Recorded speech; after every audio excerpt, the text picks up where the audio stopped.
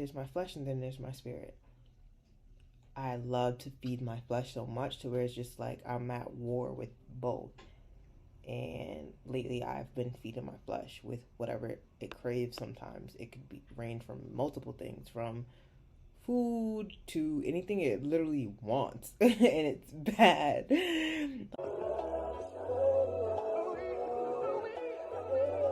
What does Jakara feel today? She feels physically full, but spiritually empty. I feel so drained at the same time. Like, I'm pretty sure you can see it on my face, but it's not like a tired drain. It's like I need to be fed drained. Like life is sucking, life is sucking me dry, drained. Like I don't know what to do, or I know what to do, but I don't want to do it. Why though? I don't know. I feel like I've experienced life with and without God. And now, again, at a crossroad where God's like, what's it gonna be? Me or you? My life, like, literally, it started from down here and literally elevated. Then I feel like he was like, all right, that was just like a little test drive. Now you really got to make the call. Like, I'm going to put you right back where you were. And now I have to see if you're going to always choose me now.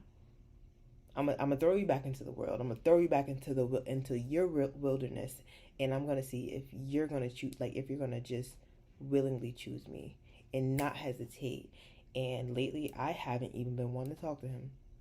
I don't want to talk to him. I don't really want to pray. Like I know it's the right thing to do, but I just don't.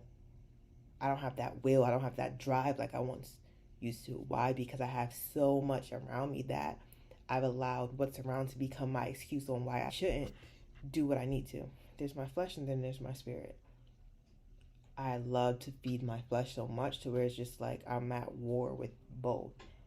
And lately I've been feeding my flesh with whatever it craves sometimes. It could be range from multiple things, from food to anything it literally wants. And it's bad. Like from just being on social media, it's just like I'm addicted to so much to my flesh, or I'm so used to giving my flesh what it wants that I'm at a space where it's just like I have to deny myself. Now I have to deny myself, like, no, Jakara, no, Jakara, no, because that's not good for you. I have to get myself back under control and discipline myself. Even though I don't want to do it, I know I need to. It's like, even though you don't want to eat your vegetables, you know it's still good for you because you know the vegetables are good for your mind, your body, whatever the case may be. Same applies here. Like, I've gotten to a place where certain things just don't move me. Certain worldly things don't move me. I'm just like, nah, don't want to do that. But I also know I don't want to chill with God neither because I can't do certain things with him. I'm just like, So again, I'm straddling the fence. And I'm just like, what's it going to be, Jakara? Like, I've gotten to a place where I look at myself and I question myself, my purpose. I question his plans for my life because it's just so unknown. It requires me to really trust him to the point where it's just like, you got it, God. And I'm just like, I got trust issues. You gotta, but you know that, like, he knows that. And he's been like, meeting me where I'm at. But at the same time, I'm just like, nah, I only like what I can see. I only like what I can feel. I only like what Jakara likes. And it's just like, Jakara has to get out her own way. Jakara needs to get past what she sees so God can show her exactly who she's called to be, so he can show her his plan, but through his eyes, through his lens, so yeah, that's just where I am today. So if you're experiencing the same thing, I know it. I feel it. Physically full but spiritually empty. But you know what, we're gonna make it through this. And moving forward, I'm gonna document my week.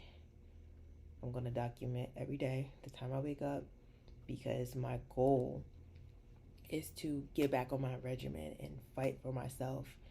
You know, I went to church. Well, Friday, I went to a revival with my brother Friday, and the pastor spoke to me. He prophesied over my life, and he was just like, you used to be this person. Like, you used to be on the track, you used to cook eggs, and I see a blender, and but like, he reminded me, he was like, you stop fighting.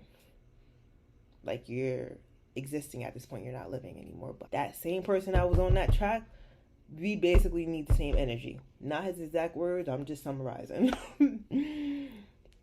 And like, I'm saying, I'm crying because like, that's just what I feel like. Even after I graduated, I'm just like, okay, what am I here for? What am I doing? And everything can literally be right in front of me, but I'm just not reaching out to grab it because I just don't see it fit for me. And he said, it's you that's stopping you. You just don't want to do it. He was like, you know, you're called to preach. And like, when I got in the car with my brother, I'm just like, I don't want to preach. Like, oh, not really, I don't want to, but I was just like, I don't preach. And he was like, let me help you understand something. Many people think that you need to be behind a podium to preach, but he was like, when you make your JAK devotionals, you're basically preaching. He said, sprinkle a little bit more Jesus in it, you'll be good.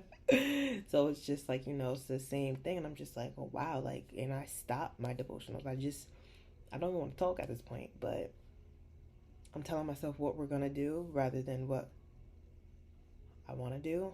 And yeah, so this is just my devotional for the week. And I'll see you guys next Sunday. Later, guys. Trying so hard to be something. All this work that I'm putting to be someone. Still give it up just to talk to you one-on-one.